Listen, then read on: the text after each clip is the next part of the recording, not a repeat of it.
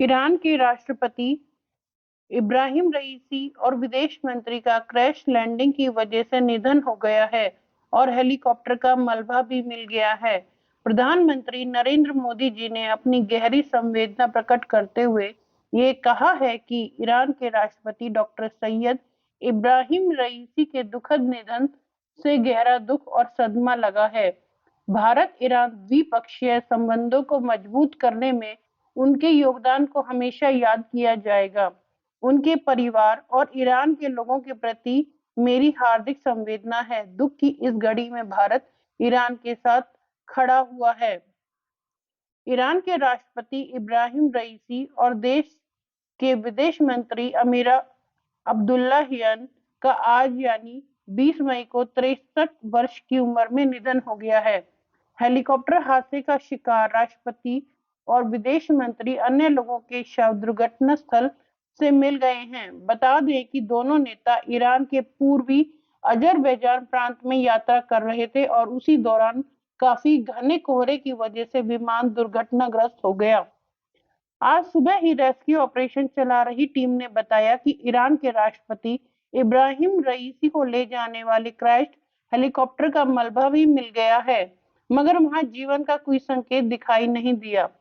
बता दें कि कल यानी कि 19 मई को राष्ट्रपति रईसी देश के विदेश मंत्री होसेन अमीरा अब्दुल्लाहियन और पूर्वी अजरबैजान प्रांत के गवर्नर और अन्य अधिकारी के साथ पूर्वी अजरबैजान प्रांत में यात्रा कर रहे थे। वे 3 हेलीकॉप्टरों के एक दल में अजरबैजान की सीमा पर एक कार्यक्रम से लौट रहे थे और उनका विमान दुर्घटनाग्रस्त हो गया। इस दौरान कोहरा काफी घना था और क्रैश की सूचना के बाद ही रेस्क्यू टीम जोरों शोरों से सर्च ऑपरेशन चलाने लगी, लेकिन घने कोहरे की वजह से बचाव टीमों के लिए हालात मुश्किल हो गए थे। मगर आज सुबह ही बचाव कर्मचारियों को हेलीकॉप्टर का मलबा मिला। कुछ ही देर के बाद ये खबर आ गई कि 63 वर्ष की उम्र में राष्ट्रपति इब्राहिम रईसी और विदेश मंत्री का निधन हो गया है। रईसी का निधन ऐसे समय पे हुआ है जब इजराइल के साथ देश का विवाद चल रहा है। ईरान ने पिछले महीने इजराइल पर करीब 300 ड्रोन और 100 के करीब मिसाइलों से हमला किया था। ईरान को आशंका थी कि इजराइल ने उनके दूतावास पर भी हमला किया है। बता दें कि ईरान समर्थित हमास के साथ इजराइल का युद्ध भी अब 7वें महीने में पहुंच चुका है।